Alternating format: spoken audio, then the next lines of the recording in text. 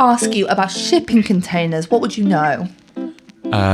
It's where loads of like end of action movie sequences happen, like fights and stuff. Yes, good, yes. The thing I've noticed about shipping containers is they very rarely work as shipping containers anymore. They seem to be doing everything else. They're like the most versatile thing I've ever known. Sure. Well, I'm so glad you said that because one of our sponsors is now Lion Containers. Now, Lion Containers modify shipping containers into brilliant projects that enliven town and city centres, giving some life back to the high streets. You might have seen Good Sheds in Barry. Yeah. Force Caerphilly, which is the new market in Caerphilly. It's lovely there. It's gorgeous, isn't it? Good chai lattes there. Good chai lattes. And also the temporary housing on Bute Street in Cardiff. Well, Lion Containers fabricated all of these excellent builds out of shipping containers. There we go. So if anybody listening wants a shipping container is anything, and that can be a garden shed, a podcast studio even, right up to a workshop in a retail park, head over to Lion Containers website today, and that is www.lioncontainers.co.uk. I know what I can get both of you for Christmas. Oh God, no more.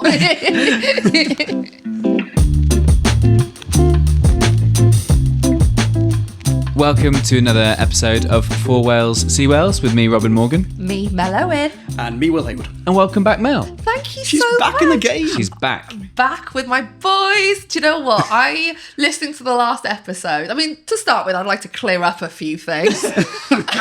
Correction corner. Yes, I would like to speak my truth. I was like, I want to Truth feel social. I want to feel like reference, that I'm not there. And I felt a bit left out. And then I was like, oh, they've completely outed me as a Trump supporter. Great. I am out there. I would like to confirm that Donald loves the podcast. Yeah, he good. loves Really glad. it. Nice. Yes. Your mega glasses. Yeah, there's completely ruined my glasses for me now. When did you descend from Trump Tower?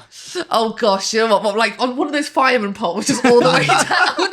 A sad, sort of slow. Yeah. The whole way down. Do you know what? A little bit of me was like a little bit relieved to not be on the pod last week because I was so depressed after the result. Honestly, do you know what? I felt so silly because I knew he was going to win.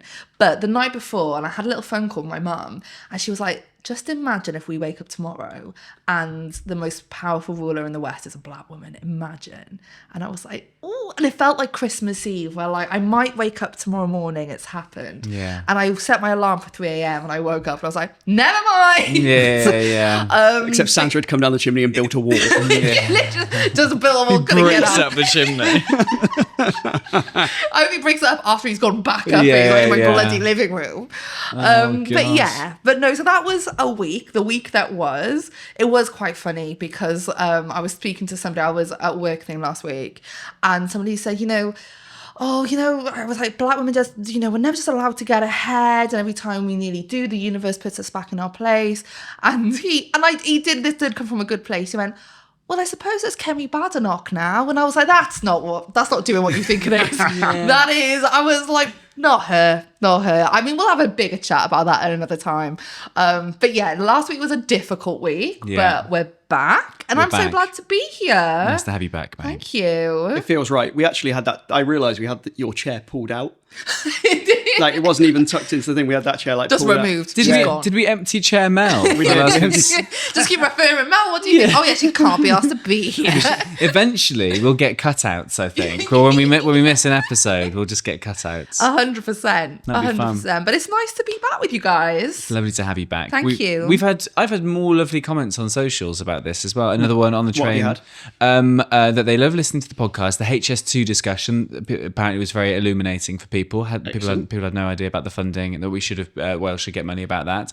And just how important it is that people are talking about this. It feels like we're doing this quite timely ahead of 2026. Well, do you know what? The last 2 weeks, I've been taking a train in and out of London, and every night I go past a crane that says HS2 on it, and the way I want to boo it every little night. I'm guessing that's not in Wales. Weirdly. No. Funny enough, nowhere near actually. Crazy. Nowhere near. So we should try and commandeer it.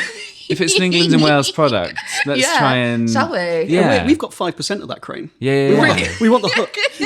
The one useful bit. Yeah. Thank you very much. Turn into a nation of Captain Hooks. Give us some money. We all share custody of the one hook. Yeah.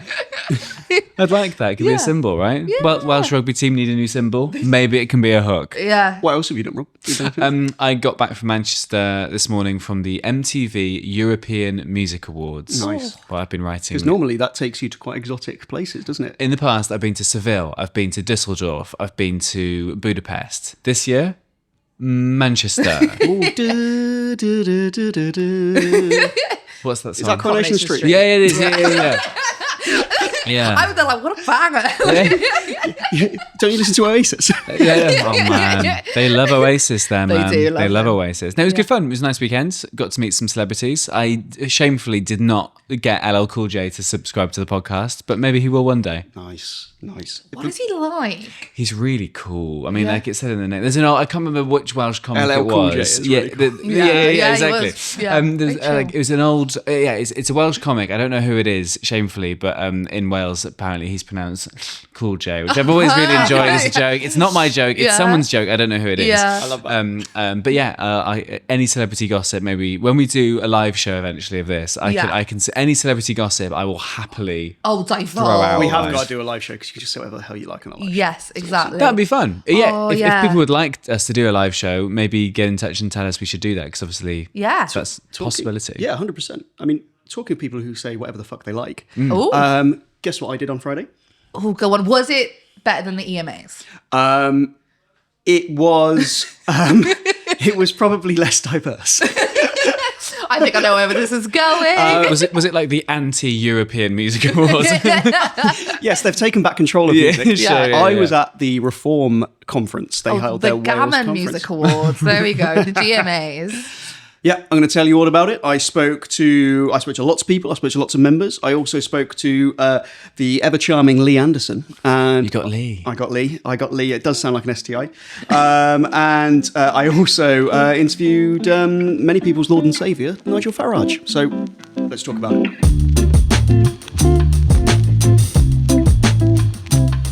Do you know what? It was the most surreal experience I think I've ever had. And I'm not being alarmist about that. It was a Celtic Manor near Newport. And I've covered Brexit Party stuff in the past. I've been at UKIP events. You expect it to be very, very village hall. You know, sign falling down, a few people with a clipboard as you go in.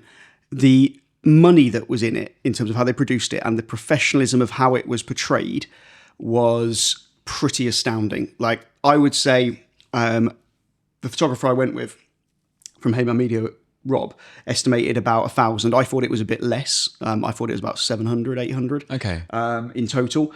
But what does that compare to in terms of like Applied or a Labour? I mean, much, much bigger than the Applied conference. The Applied conference, I would say there was 250. Wow, maybe 300. okay. Yes, Secret. And it was, so you go in, you walk into the main hall, got chandeliers, it's quite a grand room in the Celtic Manor, and you've got an enormous Union Jack, an enormous Welsh flag. I mean, that was one of the few times I then heard Wales mentioned. But it was quite, I mean, Farage came in, lights all go out, massive video package, like pumping music. It's like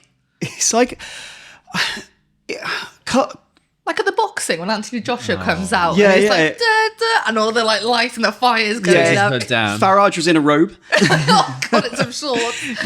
you know, Oh, with a pipe. Lord.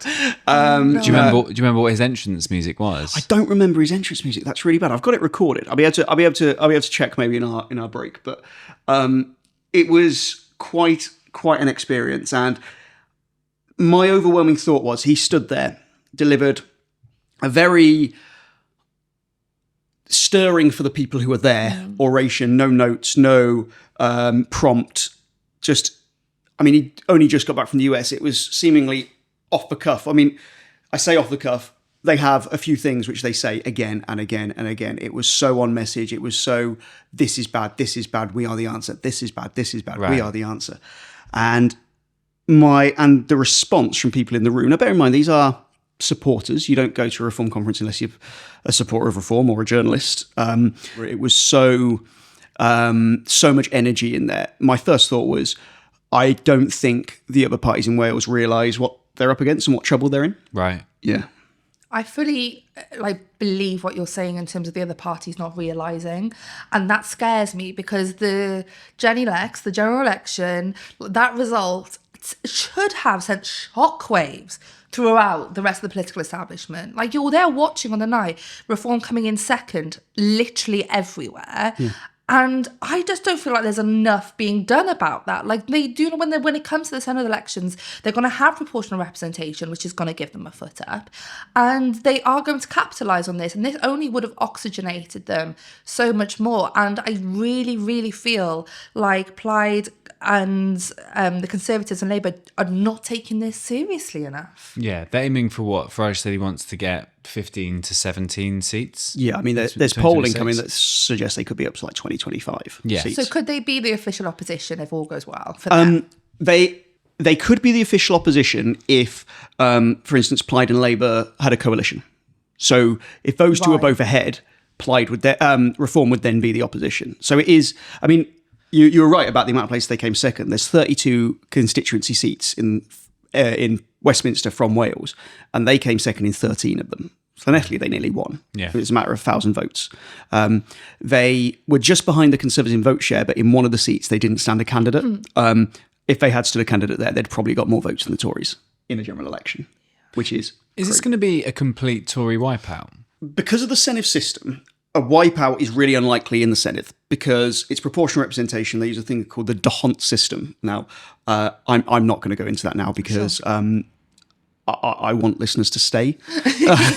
But essentially, if you get about, say, 16% of the vote in a area, you are pretty likely to get at least one seat. So I don't think it'll be a Tory wipeout, but I wouldn't be surprised, given the current polling, that there's more reform. Am I right in thinking so? There's more Senedd members in this election than normal, so that's now gone to 96? Yeah, we've gone from 60 members of the Senedd to 96. Now, the way that they're doing it, so there's going to be 16 super constituencies. So there's 32 constituencies for Wales in Westminster. Mm-hmm. So what they're going to do is combine each of those together. So we'll have 16. So every single Westminster constituency will join with another, and that will become a super constituency. And there'll be how many? So from each area, so of each of the 16 areas, there will be 6 Senedd members. So when I get my ballot paper, which I'm going to spoil,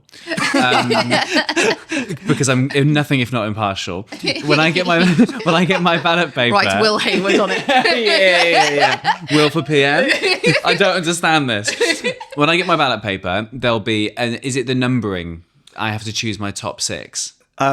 Unfortunately, no. That's what a lot of people think Labour should have done. It's what experts think Labour should have done. But what Labour have done is done this closed list system. So there will just be a list of parties and you will choose the one you want. Okay.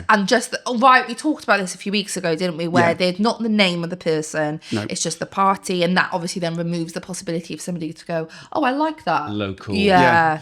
So if you were to parachute in a Reform candidate, for instance, nobody would know. It would just say Reform UK. And they'll feel like they're voting for Farage, who's their mate, and who they like. And that's going to be a huge help for Reform because it's Farage being the face of it. Like, you know, at the end of the day, if we, call a spade, people like him, and I'm trying to really not be Judge Judy and put myself in like the shoes of people who are choosing to go for Reform, because if there's anybody listening who has voted for Reform in the general election or is thinking about it, I don't want them to think that there's this judgment surrounding that, because I think there is such a responsibility on the other parties to understand why people are turning to Reform.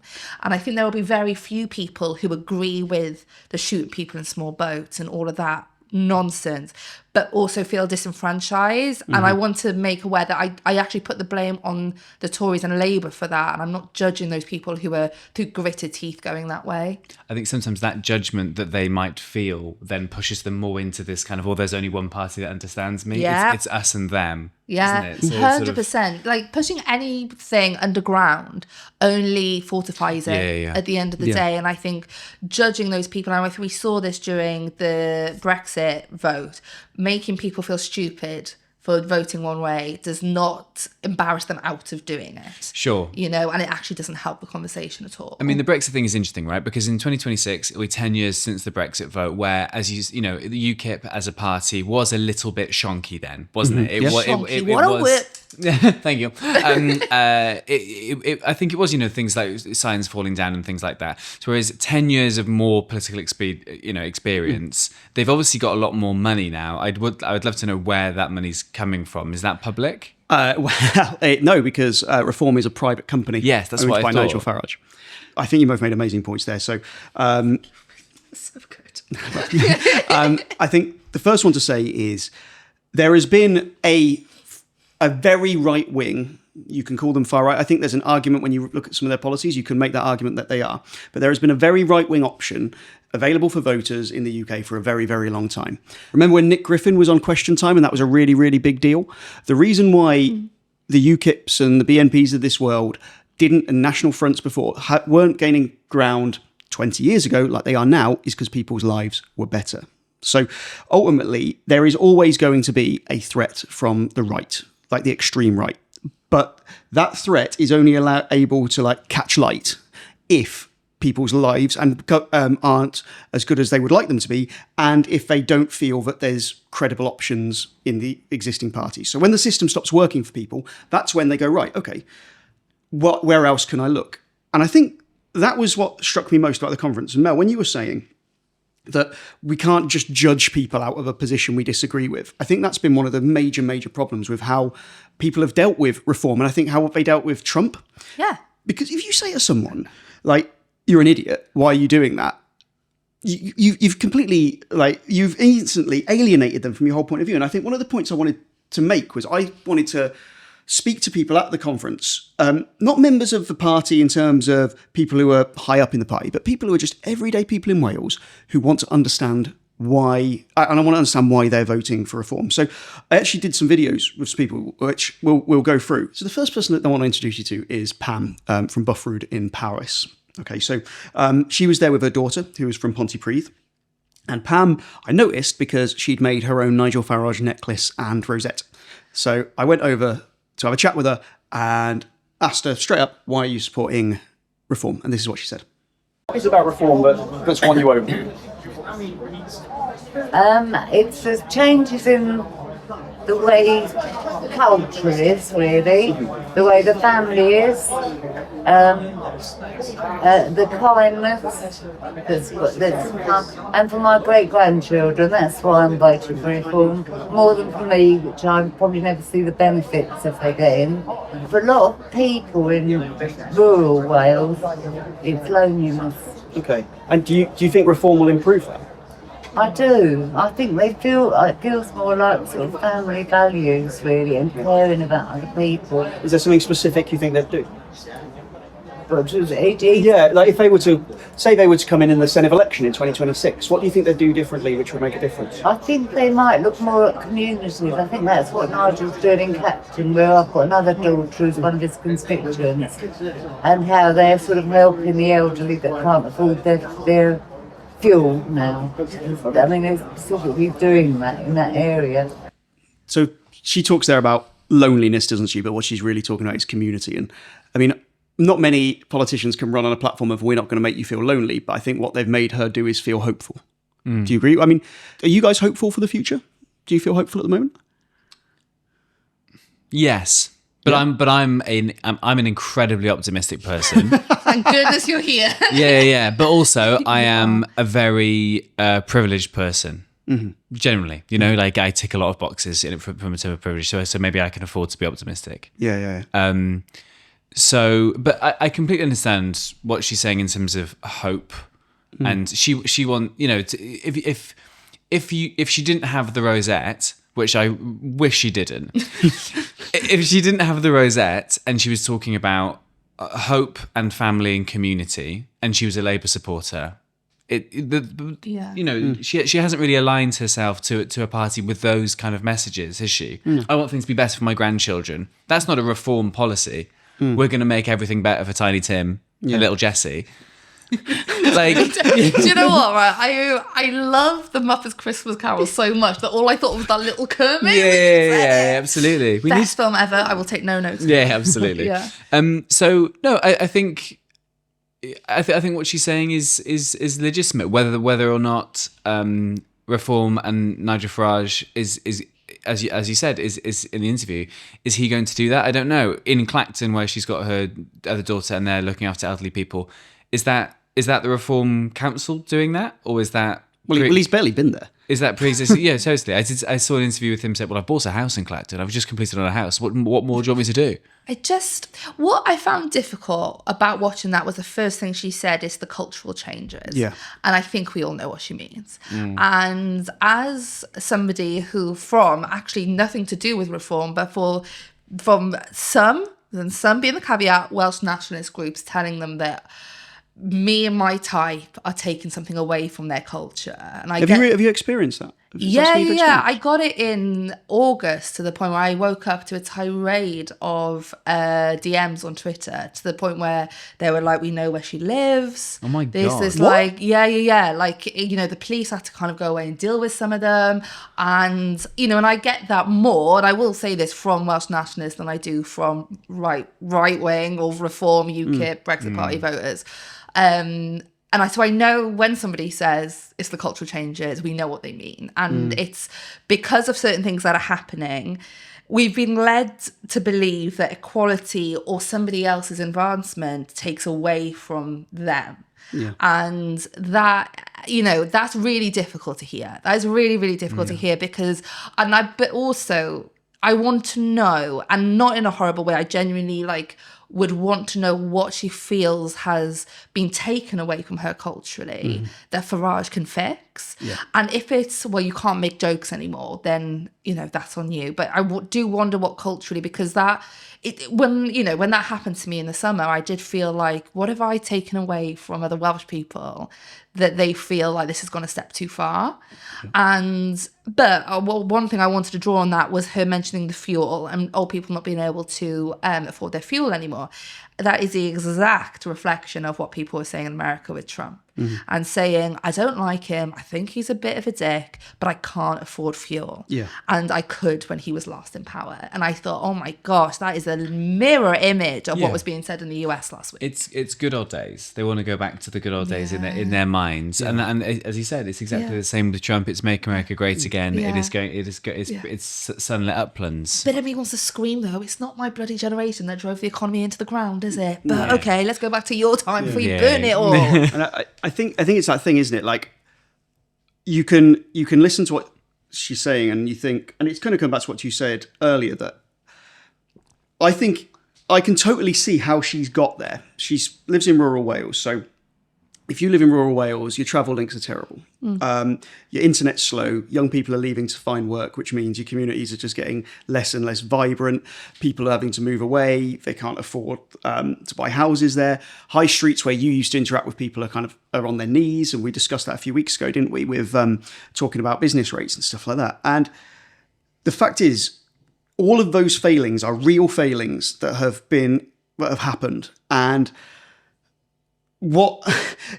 if you've then got a Nigel Farage of this world saying, well, do you know why that is? This is why that is. This is why that is. Culture's changing. Do you know why that is? We can fix that. We're going to fix that. We're going to go out to bat for you. That is incredibly appealing. And it's especially appealing when you've got a Labour Party that's just come in Westminster who I think the biggest mistake they've made, it's not going to go and watch, Arsenal in hospitality. The biggest mistake they made is they came in, and for so many people, whether you were a Labour supporter or not, everyone felt that change was needed when the Conservatives were voted out. But all Keir Starmer, Rachel Reeves have really done is just set that tone of, you need to tighten your belts. There's a massive black hole. It's going to be really tough. Public finances are really hard. This is going to be... And even if that is the case, and I think there probably is quite a large black hole in public finances, but you have to strike a tone of hope. You have to set a tone that there is a future for people. And you don't do that by maintaining this misery, because all you do is leave a massive open goal for Nigel Farage to come in, say anything vaguely positive, and it's such a tough thing. And I spoke to another guy who talked about hope, and I just want to play you his video because I think he really kind of summed it up. And so many other people are demoralised because they feel nothing is being offered, and there's no real prospect of optimism for the future. And the one thing that what leaders are supposed to give their their people is optimism and hope for the future. But demoralisation is a very, very weakening effect. And this is not a time in history when our nation needs to be weak, but we are. And this is what reform is offering, hope and optimism. Now, I was in that room. They didn't make me feel hopeful or optimistic, but I'm not coming at it with the same worldview as those people. And that's why I kind of asked, I mean, obviously not everyone is like as positive, relentlessly positive as... Chip over here. I don't know if you would I'm feeling like it's on the downward spiral now. Yeah, to this most miserable podcast. I can't work out if you would be wonderful or absolutely infuriating to be married to. It must be like... Let's ask her. Should we get my wife on the pod? Get her on. We can drop in a voice note from Jenny. That'd be nice. Just one word.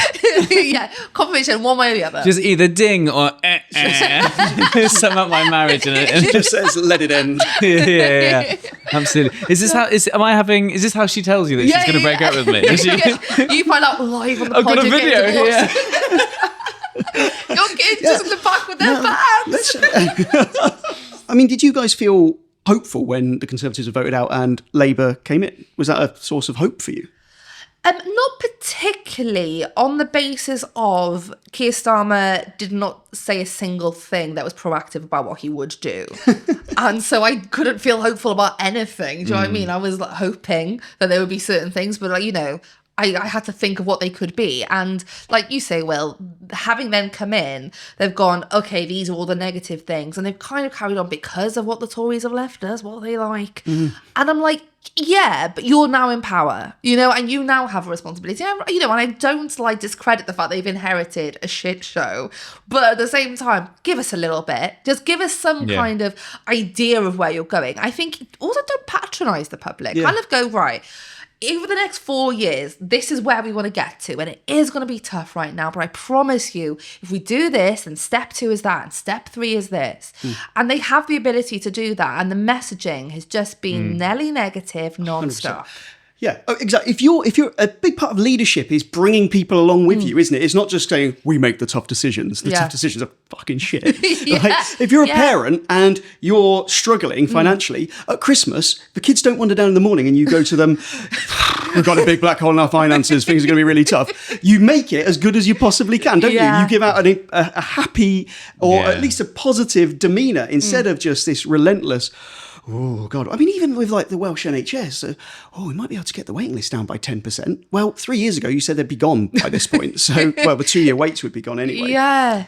Starmer's attitude to it all almost feels like what the coalition and then the Tories did in 2010 and 2015. A very similar playbook of the last ones shat the bed. We're gonna fix it. But the game has changed since then. As you say, hope is the important thing, isn't it? I mean, I kind of what that guy was saying. Leaders kind of inspire you to get through it and things. Yeah. And when the Tories came in and brought in their miserable messages, most of our public services were fairly well functioning. Whereas now they're not. As a journalist, I want to be kind of apolitical, or anything I want to be journalistically is pro Wales. I don't have anything against individual Reform voters. I don't mind saying, but I think that Nigel Farage and his ilk having positions of power would be terrible. I think Farage, from his behaviour, the company he keeps, his the things that he has encouraged, the change that he's already brought about in the UK, the way he conducted himself when he was a previous elected representative, complete disinterest in actually representing the people who he said that he would represent. I don't mind saying that I think he's a very, very dangerous person that shouldn't be near power. When we come to individual Reform voters, I think if you see it as you don't want Farage to be in power, what you need to do is try and convince those people who are... Because if we're going to argue that once someone's entrenched, we can't get them out of it, we're in a really bad position because the amount of floating voters gets smaller and smaller and smaller. Yeah, that's my worry. So to me, I think the way to get... I think those people who we saw spoken about there ultimately want what every person wants. They want hope. They want to do better. They want to feel good. They want people to tell them what they want to hear. It's like what you were saying, Robin, like we want to go back to the good old, and literally said that. We want to go back to when times were good. So I think the way that parties need to, there's several things I think needs to happen. I mean, the first thing when I was listening to Farage speak was I don't think politicians in Wales are remotely equipped to tackle that. I think it will take a very unique kind of communicator, a unique kind of leader, and a unique kind of vision to be able to counter that. And I think you counter it by, you do it in lots of ways. Firstly, you govern well. Obviously, the problem we've got in Wales for the Senedd election is the same party's been in power for a very long time. And the alternatives are, essentially, if you don't want to vote for Labour, if you want Labour gone, you can vote for Plaid Cymru. And they have huge issues cutting through with people who are not Welsh speakers, who are not got that I am Welsh before British feeling. And most people in Wales don't necessarily think themselves as just Welsh in the main. So your other alternative is the Welsh Conservatives, who are essentially like just the car boot sale version of what Reform are offering. You've got the Lib Dems, which I probably shouldn't have even made plural, because there's only about 3. Forgot about them. But that demise of that sane centre party, that sane alternative, and then you've got Reform, or you've got abolish the Assembly. When those are your options, and something isn't working, the way that we need a few things. We need the party in power to govern more effectively. We need the opposition across the board to step up. I think you also have to fight that fire with fire. And what I don't mean is be like, you racist fucking prick, and stuff like that. Because when I'm there, in the main, most people I spoke to were concerned about a lack of hope and the NHS. Didn't mean I didn't hear several things there which, by any definition, were unequivocally racist. My desire as just a human being is to do the call out, say, what the fuck are you talking about? I went to the rugby over the weekend, and there was a guy in, I was in Riley's just watching the football afterwards. No, what was I watching? I was watching South Africa against Scotland, but the football was on. I was multi-screening, very modern. And there was a player for, I think it was Scotland or South Africa, who looks like he is probably from somewhere in the Middle East in terms of ethnicity. And the guy behind me just kept going, oh, Taliban, Taliban, Taliban. And in that case, you turn around and you're like, mate, shut the fuck up. Yeah. you're a twat. When it comes to convincing, but when it comes to getting people to change their mind, though, I think what you have to do is address their concerns. I know I'm just pontificating here and just ranting, but I think you have to meet, like, my nan said something, multiple things over the years, which by now definitions would have been racist. I didn't say, I'm no platforming you, nan. I'm not coming here again. Removes a seat at Sunday dinner. You sit in the garden now. I feel like, think about what you've done. Yeah. I actually just moved dinner upstairs so she couldn't get there. What I said was, actually, Granny, we don't say it now, and this is why. And it brought around, and obviously you can't en masse do that to every single person who sees the world in a certain way.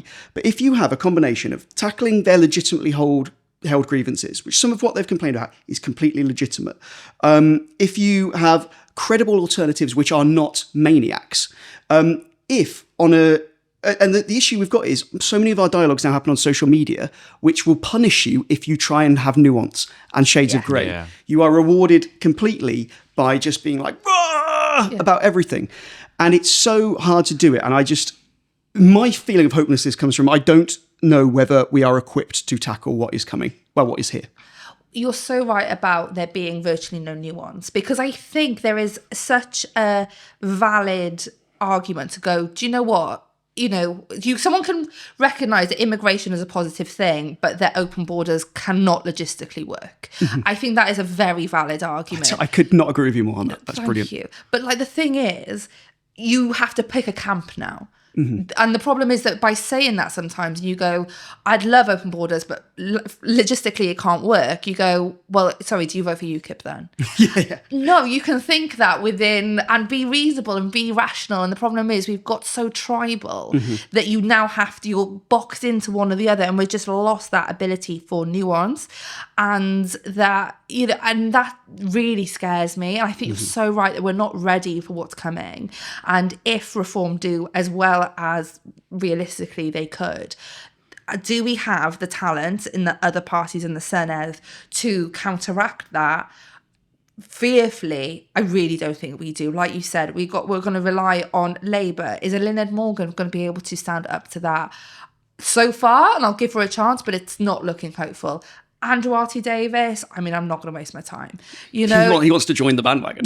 Well, this is the thing, you know, and what we need to counteract this realistically is a strong Welsh Conservative Party. Yeah, you know, absolutely. That's what we need. Where is it? Go on, Robin. Where is it? Be positive, Robin. Pointing at me in my blue. Interesting. I think what you said about most discourse happening online, I think is a salient point. I think it's doing it face to face, right? But I think I know a lot of people who get their news on Facebook and will share memes on Facebook about boats and about Drakeford. And not the Will Hayward newsletter. No, shamefully not. Never the Will Hayward newsletter. I've put a block on that on my computer. Muted on Twitter. Jokes aside, your newsletter this week was very, very good. Oh, it's and it was you two that read it. Yeah, absolutely. So if opposition parties want to try and counteract the feeling that is currently there in Wales, then there needs to be a lot of money and a lot of people. There, you know, Farage said at this, you know, we want a battle. This is going to be a battle. I need you to sign up. I need you to be the treasurers. I need you to do all this stuff. The other parties need to be getting volunteers. They need to be getting campaigners to go door to door and to campaign with this kind of stuff. Because I think it's what people have said. They've said the NHS and immigration. Those are two big things that Reform voters are very, very passionate about. Our NHS is propped up. is completely reliant, as is a lot of our sectors in this country, with immigration. 100%. And I think we need to take like the lessons from America and Trump. At the end of the day, like, think what you want about him. You know, these are not the opinions of Hayman Media, but I think he's a rapey, what's it looking character. And that's making it in the edit. But at the same time, he is a good communicator, right? And that people don't want to hear it, but he is. He speaks to people on a level that they get. Dancing on a glossy stage with Beyonce did not win Kamala any votes. Speaking to people about fuel prices, going to policemen's funerals, all of that stuff did help Trump. And think what you want about him, as I do. He communicated well with what people want, and these people, they don't want a lot. They're talking about very valid things that they want, and Farage is speaking to them on a level that they get. Speaking of Nigel Farage, good communicators, not liking the person, but being impressed with their ability to slip out of anything as a politician. The interview with Farage I did, let me give you some context. So you go in, normally there's a press room at conferences. It's full of miserable journalist alcoholics. And they... sound great fun. Who still don't talk to me. they do, a bit. What happens is everyone will be allocated a different interview, and you'll go out and you'll do your interview with the leader of the party. But what they did for this one is they set up the little studio within the press room. So his first interview was with GB News, and I have a rule where I don't slag off any other journalists, but I thought the interview was an absolute fucking disgrace. It was just teeing him up for his greatest hits. There was no scrutiny. I'll tell you what they also didn't do. They mentioned Wales once in the context of how shit is it in Wales. And then there wasn't another question about Wales. We were at the Welsh conference. Yeah. It was Sky, first question. Sky did a very good interview from Sky's perspective, but there wasn't much Welsh context in there. Then you had the other ones who came in. I think GB News got about 10 minutes. I got 3. But he comes in and he's got... these massive like minders with him who are like looking at you while you're doing the interview. Wow. It's I think intimidating is the wrong word. It's distracting. Yeah. I'll take you through it now. I think you'd agree the Welsh NHS is one of the biggest problems facing people in Wales. How would you fix it? Fundamental rethink. Doesn't work. Okay. The funding model, the organisational model, you can fiddle at the edges, you can keep pouring more money in, but if you expect to get a different result, it isn't going to happen. And one of the things that we really want to do, and I did point the way to this in the general election, is a complete rethink of the funding model. We are getting the most awful value for money out of the NHS nationally and here in Wales. But in Wales, you would reform the NHS in its entirety if you were to win in the Senedd. If something doesn't work and it goes on not working, you've got to have a fundamental rethink. Can you explain more on what that looks like? Hang on. The elections are in 2026. We will develop manifesto policy ideas that will put the Welsh people to give them a real choice. Okay. The largest public sector organisation in Wales is currently in special measures. What do you think could be done to improve that? Well, look, actually, so many things are going wrong. Steel. I'm talking about Betsy Cadwallader Health Board. No. This doesn't work. It's not working. Nothing's working. Right. So if you want to go on to steel then, in terms of what power you would have within the Senedd to do something, you have very, very limited financial power. What would you have done to help steel in Wales? Steel has been destroyed by electricity prices. Steel has been destroyed by the mad rush to net zero. But that can be affected in Wales. Welsh government couldn't change that. Well, you know what? The stronger a political party is, the bigger its voice is in devolved assemblies and in the Westminster Parliament as well, the more chance we've got of changing this. So your argument to the people of Wales is vote for reform because eventually reform will be larger in the UK. No. Our argument in 2026 will be vote for us. We're a national political party. This is the Welsh part of our party. Vote for us on our Welsh manifesto, and you'll see what that is in time. I just want can you give anything specific on what you do? I'm not giving you our manifesto for 2026 No, we are a fledgling political party. We've gathered all these people here today to form branches. We've gathered these people here today to ask for candidates to come forward. This is a pattern of growth. Okay. We need time. Can I just ask you about your stance on devolution as a party? Is it something you're in favour of? Devolution is here and it's here to stay. It's a Westminster issue. If at some point in the next decade or more, National Parliament decides to have a rethink, we'll have a rethink. My own view is it ain't going to change. Do you think it's a matter for a National Parliament or for the Senedd? Well, the law is it's a matter for the National Parliament. That's where we are. Okay. And finally, in terms of Brexit, I'm sure you're very sick of talking about that. Wales voted overwhelmingly for Brexit. It actually has received significantly less money than it did when we were in the EU. Why should people in Wales believe you when you say that things would be better if you voted for reform? Well, Brexit was about governing our own country. Brexit was about essential freedoms. Brexit was about having our own fishing policy. Brexit was about having our own farming policy, our own industrial policy. And the National Conservative government have done precious little with it, much to my disappointment. But I still think we're far better off governing our own country, making our own decisions at the relevant level. Okay. Thank you very much. Really appreciate it. Thank you. Right, let me sum that up for you. So, first things first. Devolution. No, we're not going to worry about devolution. Devolution's here. It's here to stay. Privately, every single reform member I spoke to wanted devolution gone. They don't like it. The reason that they're not saying that they oppose it is because they know that will alienate people who might want to vote for them. If you say we are opposed to the Senedd, more people support the Senedd than don't. You actually take out a huge proportion of the voters, which is why they're not saying that they oppose it. Which is, what annoyed me most about the conversation, and we'll see it with Lee Anderson in a bit.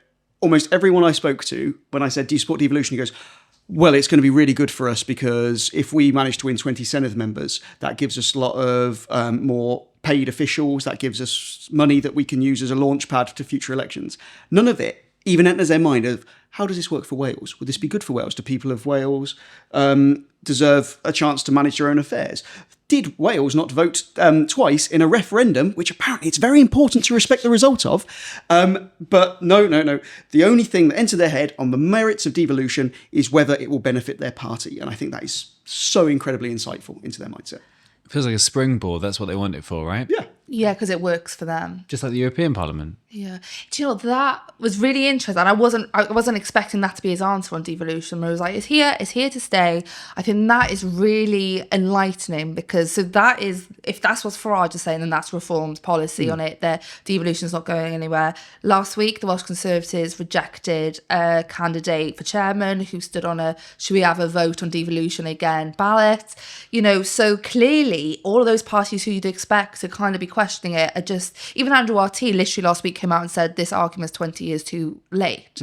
So clearly that question just isn't being asked anymore. Yeah.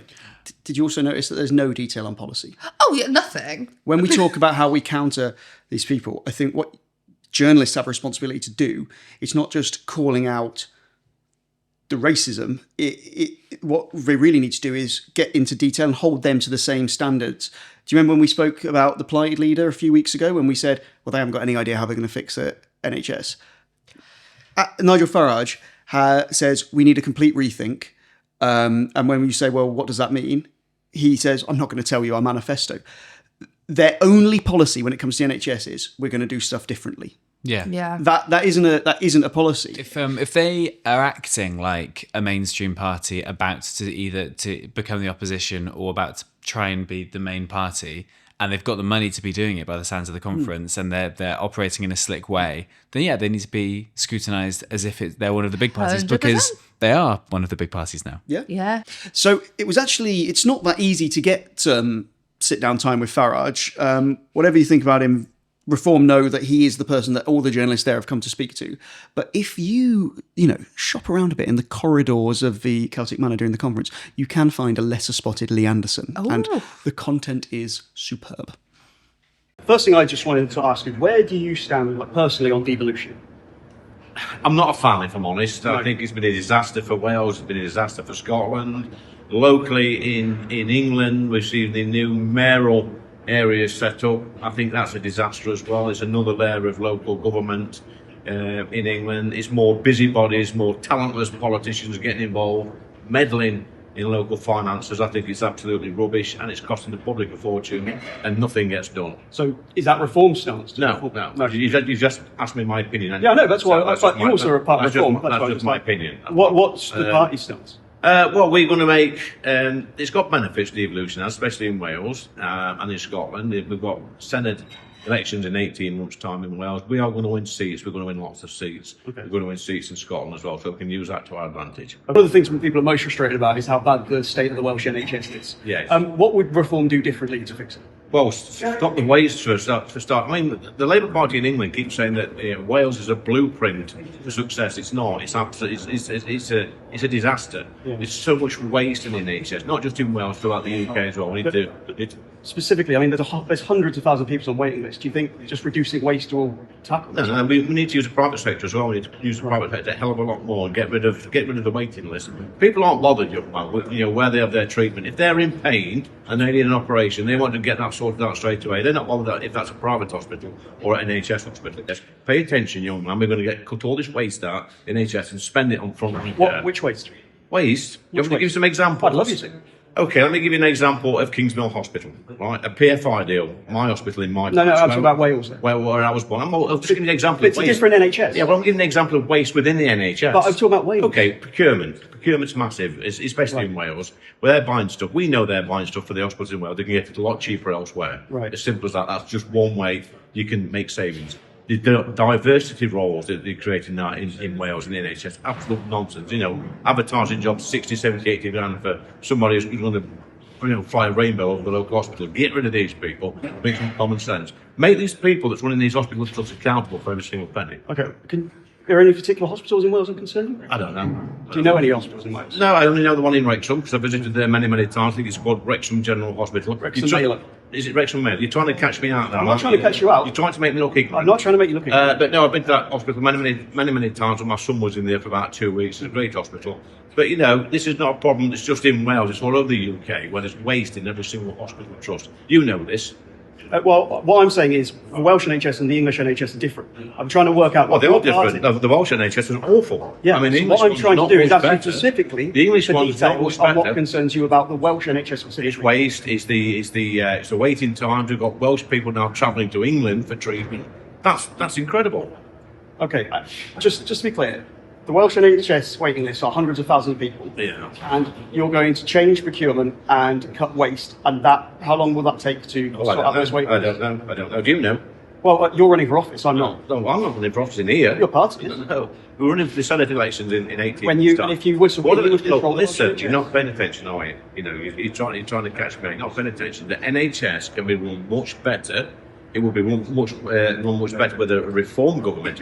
We know that for a fact. But when you say run better, I don't understand what that means. You're just not paying attention to anything. You said I'm going to cut waste. You haven't said anything else. Cut the waste, make it run more efficiently. Which waste? Use the private sector. Procurement. Anything you buy within the NHS can be bought cheaper. But that's going to reduce waiting lists.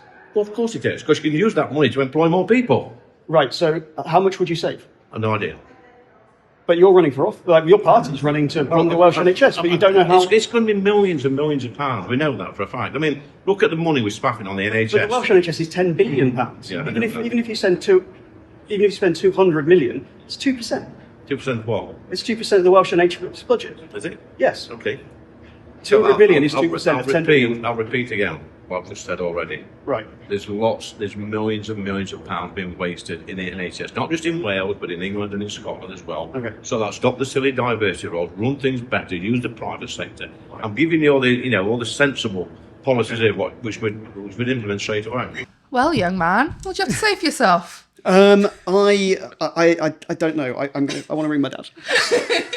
Bloody hell, that was weird. Yeah, I didn't think I'd have Lee Anderson saying young man and spaffing in the same interview. Young man, we're gonna cut waste. Oh my gosh, yeah, we could do a charity single, couldn't we? Yeah, with Lee. With Lee. He'd hate that. He would fucking hate it. He hates everything. That was bizarre. I'm sorry, this is not more highbrow analysis of it, but that was so odd. Him just going, well, I don't know. And how dare you ask me? What do you want, examples? That reaction to scrutiny, I think, is very, very illuminating. Yeah. Yeah. They are not. We are desperate to become public servants so that we can lead our country and represent the public. They want power to have power. That is the aim, and they will say whatever they need to say in order to get there. They will not commit to anything. People who challenge them are dismissed. I mean, he's really, really tall as well. Sure. Like I'm not a vertically gifted person, but he does try and intimidate. Obviously, Is he quite imposing? Yeah, I think you could. It could be perceived as being quite intimidating. Because also, and I cerebrally, I don't know if he was able to. Mm-hmm.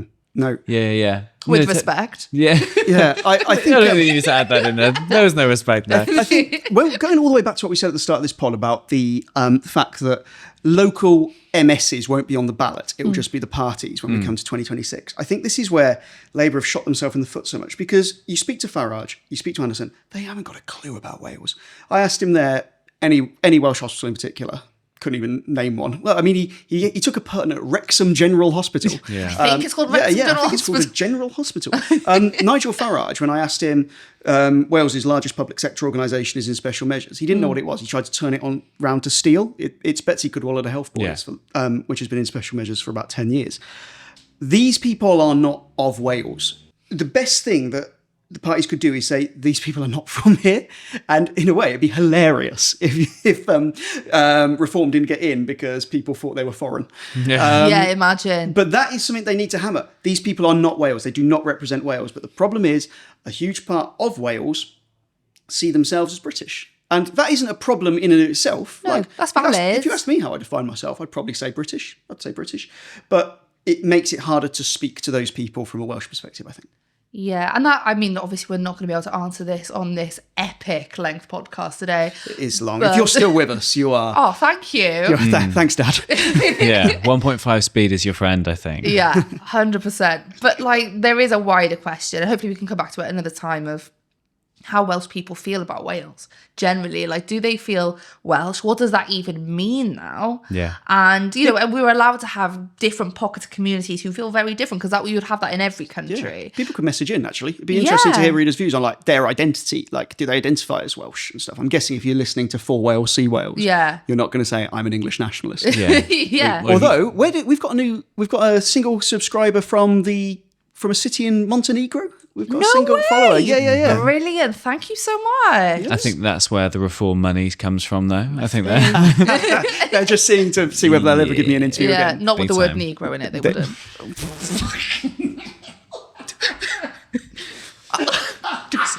So that's the end of the podcast, both today's episode and in general. Like, share, subscribe, call your mothers. Okay. Oh, I'm the dickhead. So let's She's not been racist. She's holding a mirror up to racism. Exactly. Imagine if I was the one who cancelled for racism on here. Well, to prove how not racist I am, I think we need to lighten the mood a little bit. It's been a heavy pod. It has been heavy. I'd like to share with you a time that I had a run-in with a BNP rally. Nice. Yes, I was down in London. Is it Trafalgar Square where all the lions are? I think so. Yeah, and lion statues, to be clear. It's the most dangerous part of London. Sadiq Khan. Mel, Letting the lions run riot. Mel, those are called pigeons. Oh, Mel. We don't have those at home. And we were down there, and I was on a way to a birthday party that was going to be in the park. And me and my friend, I was desperate for a wee. So I ran into a pub, and I came out, and the BNP rally had turned up, and one guy, and he was middle-aged guy, having a go at my friend who is Indian. All the words you can imagine being thrown at her and everything. And I came out and I just saw red, right? And I went at him, and I may have thrown an item of furniture. I may not have, but that you can, What item might not you have thrown? A chair. Nice. And threw at him. Oh, hell of a shot as well, I will say, right to the head. This is very like wrestling. It was so WWE. It was I great. thought it was like English football hooligan abroad. Just like, I love her. We love her. She throws furniture like we do. Yeah, cracks him over the head with it.